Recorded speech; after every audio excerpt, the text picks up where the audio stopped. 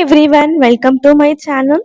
இன்னைக்கு Sunday special already thumbnail பார்த்து click பண்ணியிருப்பீங்க. சண்டே ஸ்பெஷல் ஆஹா ஓலா இருக்காது. சும்மா மாமூலா என்னென்ன பண்ண போறோமோ அதை பத்தி தான் இந்த வீடியோல டீட்டெயிலா பார்க்க போறோம். இந்த வீடியோ நீங்க இதை ஃபர்ஸ்ட் டைம் பாக்குறீங்கன்னா மறக்காம சப்ஸ்கிரைப் பண்ணிக்கோங்க, லைக் பண்ணிக்கோங்க. இந்த வீடியோ எண்ட்ல உங்களுக்கு ஒரு சூப்பரான ஒரு விஷயத்த சொல்ல போறேன், ஸ்கிப் பண்ணாம பாருங்க. எனக்கு இந்த வீக் ஒரு 2 டேஸ் லீவ் கொடுத்துருந்தாங்க, சாட்டர்டே சண்டே அப்படின்னு சொல்லிட்டு. Saturday second Saturday, next Saturday கூட எனக்கு ஹாலிடே இருக்கும், தேர்ட் சாட்டர்டே அப்படின்னு சொல்லிட்டு.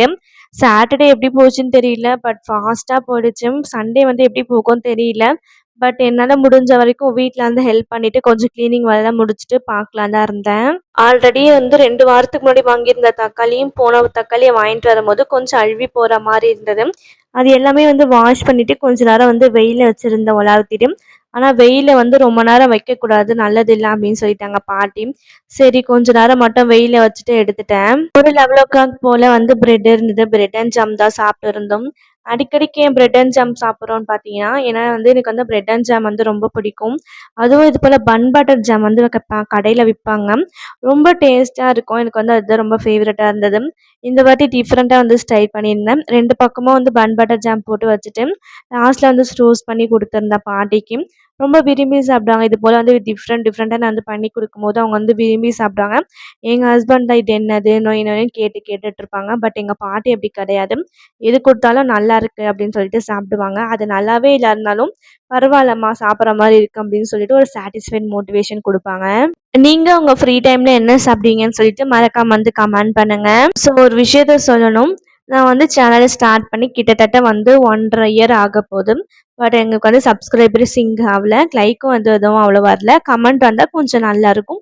பட் நான் எதுவுமே எக்ஸ்பெக்டேஷன் பண்ணல. என்னுடைய கண்டினியூ ஹார்ட் ஒர்க் நான் யூடியூப்ல போட்டுட்டு தான் இருக்கேன். இந்த ஹார்ட் ஒர்க் இன்னும் பத்தலைன்னா மறக்காம கமெண்ட் பண்ணுங்கள், என்ன மாதிரி வீடியோஸ் போடணும், என்ன மாதிரி ஹார்ட் ஒர்க் எடுக்கணும் அப்படின்னு சொல்லிட்டு. உங்களுடைய கமெண்ட்டை நீங்கள் தாராளமாக தெரிவிக்கலாம். நான் அதை பாசிட்டிவ் மோட்டிவேஷன் எடுத்துகிட்டு இந்த மாதிரி டிஃப்ரெண்ட்டாக போட்டால் கண்டென்ட் வியூஸ் போகுது அப்படின்னு சொல்லிட்டு நான் நினச்சேன். கண்டிப்பாக போட ஸ்டார்ட் பண்ணுறேன். ஸோ காலையில் பிரேக்ஃபாஸ்ட் கஞ்சி ஆன பிறகு அதுக்கப்புறமா ஒரு சின்ன டேஸ்ட்டு கொஞ்சம் பசிக்காக பிரெட்டு சாப்பிட்டு இருந்தோம். டிவி பார்த்துட்டே தான் சாப்பிட்டுட்டு இருந்தோம். எங்கள் வீட்டில் ஆல்ரெடி தெலுங்கு தான். பட் நாங்கள் தமிழ் தான் விரும்பி பார்க்குற ஷோஸ் இருக்கிறதுனால தமிழ் 2 சேனல் ஆக்டிவேட் பண்ணி வச்சுருந்தோம். அதனால் பார்த்துட்டு இருந்தேன். சாப்பிட்டு முடிச்சுட்டு கொஞ்ச நேரம் கழிச்சுட்டு ஒரு சின்ன குளியல் போட்டு லஞ்சு ஸ்டார்ட் பண்ணேன். தக்காளி ஆல்ரெடி ஜாஸ்தியாக இருந்தது, எங்கே அழுகி போயிட போதும் அப்படின்னு சொல்லிட்டு பாட்டி தக்காளி வெங்காயம்லாம் கொஞ்சம் பழுத்ததெல்லாம் இருக்குது, அதெல்லாம் கட் பண்ணி வச்சுருந்தாங்க. அதெல்லாம் சேர்த்து நல்லா டேஸ்ட்டான ஒரு தக்காளி சாதம் தான் பண்ணியிருந்தேன். தக்காளி சாதம்னு சொல்ல முடியாது, ஒரு வெஜிடபிள் ரைஸ் மாதிரி அந்த மாதிரி பண்ணிட்டு இருந்தேன். ரொம்ப நல்லா இருந்தது டேஸ்ட் வைஸ். ஆனால் என்னுடைய ப்ராசஸ் தெளிவாக இருக்குமான்னு தெரியல இந்த வீடியோவில். பட் எனக்கு தெரிஞ்ச வரைக்கும் வீடியோ நான் கவர் பண்ணியிருந்தேன். ஸோ வெஜிடபிள்ஸ்க்காக கொஞ்சம் குடமிளகா, கேரட், உருளைக்கிழங்கு இந்த 3 தான் எடுத்துருந்தேன். மீல் மேக்கர் இருந்தது, பட் நான் மீல் மேக்கர் ஆட் பண்ணல, எப்படி இருக்கும் தெரியல, அது எப்படி ஆட் பண்ணணும்னு எனக்கு தெரியல. அதனால் மீல் மேக்கர் தனியாக வச்சுட்டேன். அப்புறம் கொத்தமல்லி, புதினா எல்லாமே ஃபஸ்ட்டு ரெடி பண்ணி வச்சிட்டோம்னா தாளிக்கிறது ஈஸியாக இருக்கும்.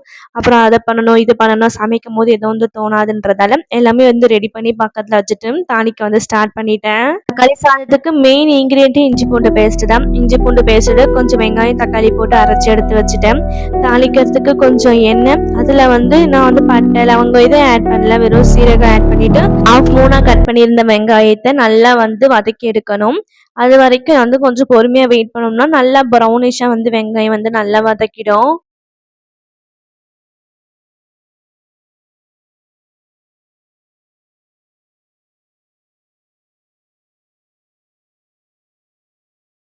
வெங்காயம் நல்லா வதங்கின பிறகு இந்த கட் பண்ணியிருந்த தக்காளி எல்லாமே போட்டு ஆட் பண்ணி வச்சுருந்தேன்.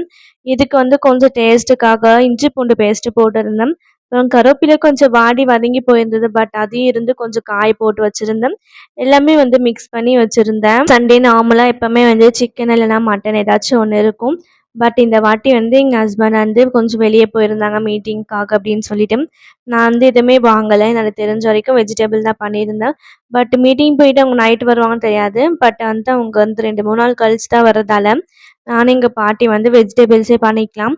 இதுக்கப்புறம் நெக்ஸ்ட் வீக்ல இருந்து பரோட்டா அரிசி வர ஸ்டார்ட் ஆகுது அப்படின்னு சொல்லியிருந்தேன். பட் எங்களுக்கு நான்வெஜ் தான் ரொம்ப பிடிக்காது, வெஜ்ஜு தான் ரொம்ப பிடிக்கும். அடிக்கடிக்கு நாங்கள் ரொம்ப விரும்பி சாப்பிட்றது இந்த சிக்கன் பிரியாணி, சிக்கன் 65 அது போல் விரும்பி எப்பயாச்சும் ஒரு வாட்டி தான் சாப்பிடுவோம். டெய்லி வந்து விரும்பி சாப்பிட்றோம். நான்வெஜ்க்கு வந்து திடீர்னு 1 மாசம் சாப்பிடாம விட்டுட்டோம்னா எவ்வளோ கஷ்டமோ, அதுபோல வந்து நாங்க அந்த கஷ்டம்லாம் பட மாட்டோம். எப்பயாச்சும் ஒரு நாள் சாப்பிட்றதால எங்களுக்கு நான்வெஜ் வந்து அவ்வளவா வந்து விருப்பம் கிடையாது. வெஜ் தான் எப்பவுமே வந்து நான் ப்ரிஃபரன்ஸ் பண்ணணும். எல்லாருக்கும் நான்வெஜ் வந்து கொஞ்சம் பிடிக்காது. பட் வந்து நான்வெஜ்லயே ஃபிஷ் கறி வந்து எல்லாருக்கும் ரொம்ப பிடிக்கும். எனக்கு வந்து நான் அம்மா வீட்டுக்கு போகும்போது, சென்னைக்கு போகும்போது சங்கரா மீன் குழம்புனா எனக்கு வந்து ரொம்ப பிடிக்கும். அதுவே வீட்லயே அரைச்ச மிளகா பொடிலாம் போட்டு மீன் குழம்பு பண்ணியிருப்பாங்க. ரொம்ப டேஸ்ட்டா இருக்கும். 2, 3 நாள் வரைக்கும் வச்சு சாப்பிடலாம். அவ்வளோ நல்லாயிருக்கும். பட் ஹைதராபாத்ல வந்து சொல்லணும்னா, மீன் வந்து எப்படின்னா, எனக்கு வந்து மீன் அப்படி பார்த்தாலே பிடிக்காம போயிடுச்சு. எவ்வளோ மீன விரும்பி சாப்பிட்றேன் நானு. இங்க வந்து எனக்கு வந்து மீனே பிடிக்காம போயிடுச்சு. ஏன்னா வந்து இங்க வந்து எல்லாமே ஃப்ரெஷ்ஷாவே எதுவும் கிடைக்காது. எல்லாம் வந்து நெல்லூர், நெய்வேலி நெல்லூர்லேருந்து எல்லாம் வந்து இங்க இறக்குமதி ஆகுறதால ஃப்ரெஷ்ஷா இருக்குமோ, இருக்காதோ வந்து டவுட்டாவே இருக்கும். ஆனா இருந்தாலும் தமிழ்நாட்டுல கிடைக்கிற வெரைட்டி வெரைட்டி மீன் வந்து இங்க கிடைக்காது. எல்லாமே ஒரே மீன். சிம்பிளா சொல்ல போனோம்னா, இந்த ஆத்து மீன்லாம் இருக்கும் பார்த்தீங்களா? கருப்பா. அந்த மாரி விக்கும். பட் எங்க வீட்ல சொல்லுவாங்க, "அந்த மீன்லாம் வந்து ரொம்ப ஸ்ட்ரென்த்தானது, நல்லாருக்கும், சாப்பிடலாம்" அப்படின்னுவாங்க. பட் எனக்கு அதோடைய நீச்சு ஸ்மெல்லு பார்த்தாலே அப்படி நான் வந்து ஓடி போயிடுவேன். எப்பயாச்சும் இந்த மீன் வாங்கி நான் குழம்பு பண்ணும்போது, கண்டிப்பா வந்து வீடியோ எடுத்து உங்களுக்கு போஸ்ட் பண்றேன். இருக்கிற வெஜிடபிள்ஸ் எல்லாமே நான் போட்டுட்டு, எல்லா மசாலாஸும் போட்டுட்டு, எல்லாமே வந்து ஃப்ரை பண்ணி எடுத்துட்டேன். 1 1/2 கிளாஸ் அரிசிக்கு கரெக்ட்டா வந்து நான் 2 1/2 தண்ணி ஊத்திருந்தேன். அப்புறம் காய் வேகத்துக்காக கொஞ்சம் 1/2 கிளாஸ் தண்ணி ஊத்திருந்தேன். கரெக்ட்டா 3 கிளாஸ் போட்டுட்டு, அரிசிலாம் போட்டுட்டு, கரெக்ட்டா ப்ரெஷர் பண்றதுக்கு ஒரு 3 விசில் விட்டேன். கரெக்ட்டா வந்து வெந்து வந்துடுச்சு.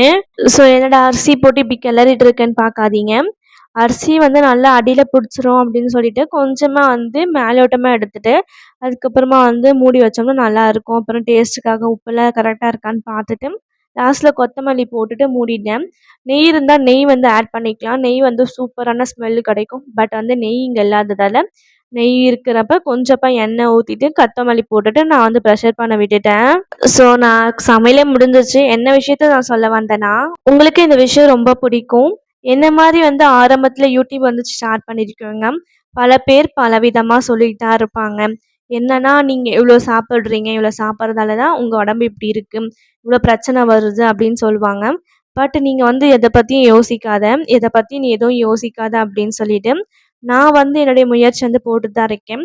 அப்பன்னு சொல்லுவாங்க, இது போல நான் இவ்ளோ சொல்லி கூட நீ இவ்ளோ பண்ணிட்டு இருக்கியேன்னு. நீ சொல்ற வாய் நீ சொல்லிட்டு தான் இருப்ப. நான் வந்து அத ஏன் கேட்கணும்? எனக்கு புடிச்சிருக்கு, நான் பண்றேன். உனக்கு பிடிக்கலையா? நீ பார்க்காத. ஏன் நீயும் சாப்பிடாத? நீ இதையே ஸ்க்ரோல் பண்ணிட்டு போ. எதுக்கு பார்க்குற? எதுக்கு குறை சொல்ற? அப்படின்னு சொல்லிட்டு நான் கேட்க தான் செய்வேன். இதுலருந்து என்ன சொல்ல வரேன்னா, எல்லாருக்கும் எல்லாரையும் பிடிக்கணும்னு அவசியம் கிடையாது. ஏன் நம்மள கூட சில பேர் பிடிக்கும், பிடிக்காது தான். நீங்க அந்த விஷயத்த உங்களுக்கு பிடிக்கலன்னா ஸ்க்ரோல் பண்ணிட்டு போங்க. இது என்னுடைய நேரடி அனுபவம். கமெண்ட்ல வந்து எனக்கு எதுவும் வரல. நேரடி அனுபவத்திலே எனக்கு வந்து இவ்வளோ வந்துச்சு. பட் இருந்தாலும் நான் வந்து அத ட்ரை பண்ணிட்டு தான் இருக்கேன். எங்க வீட்ல இருக்கவங்க எல்லாரும் எனக்கு சப்போர்ட் பண்றதால, நான் யாருக்காக பயப்பட வேண்டிய அவசியமும் கிடையாது. என்னுடைய ஹெல்த் எனக்கு வந்து பார்த்துக்க தெரியும். யாருடைய சஜெஷனும் எனக்கு வேண்டாம். ஈவினிங் போல செம்ம மழை பெஞ்சுட்டு இருந்தது. நானும் பாட்டியும் சூப்பரா வந்து டீ குடிக்கலாம் அப்படின்னு சொல்லிட்டு யோசிச்சிட்டே இருந்தோம். சரி டீ வாங்க போலான்னு பாட்டிக்கிட்ட கேட்டா, "வேணாம் மழை பெய்யுது போகாதன்னு" சொல்லிட்டாங்க. பட் இந்த மழையில நனையறதுக்கு ரொம்ப பிடிக்கும் அப்படின்னு சொல்லிட்டு கொடைய எடுத்துட்டு பால் வாங்க கிளம்பிட்டேன். ஸோ எனக்கு ஹைதராபாத்ல வந்து தனியா சுத்துறது ரொம்ப பிடிக்கும். ஏன்னா வந்து அவ்வளோ யாரும் இருக்க மாட்டாங்க. பீஸ்ஃபுல்லா இருக்கும் ரோடெல்லாம். அதனால தனியா போக கொஞ்சம் பயமா தான் இருக்கும். பட் வந்து கொஞ்சம் தைரியமாவும் இருக்கும். ஏன்னா ஒவ்வொரு வீட்லயும் சிசிடிவி கேமரா இருக்கிறதால கொஞ்சம் பயம் இல்லாம போயிட்டு வந்துடலாம். பால் வாங்கி வச்சுட்டு டீ போட்டு குடிச்சிட்டேன். வரும்போது மேரி பிஸ்கெட் வாங்கிட்டு வந்திருந்தேன். நானும் பாட்டியும் மழைய ரசிச்சுட்டே சூடா வந்து டீ வந்து குடிச்சிட்டு இருந்தோம். முன்னாடி சொல்லியிருந்த விஷயம் உங்களுக்கு பிடிச்சிருந்தா ஏத்துக்கோங்க. பிடிக்கலன்னா உங்களுக்கு என்ன விருப்பமோ அத நீங்க பண்ணுங்க. இவங்க சொல்லி தான் நான் பண்ணணும் அப்படின்னு இல்ல. நீங்க உங்க வீட்டோட விருப்பத்த கேட்டுக்கோங்க. அவங்களுக்கு புடிச்சா பண்ணுங்க. பிடிக்கலையா உங்களுக்கு எடுத்து சொல்லி நீங்க வந்து பண்ண ஸ்டார்ட் பண்ணுங்க. இந்த விளாக ஃபுல்லா பார்த்தவங்களுக்கு ரொம்ப நன்றி. இந்த போல சுவாரஸ்யமான வீடியோ பார்க்க நம்ம சேனல் சப்ஸ்கிரைப் பண்ணிக்கோங்க. நெக்ஸ்ட் விளாக்ல பார்க்கலாம். டாடா பாய்.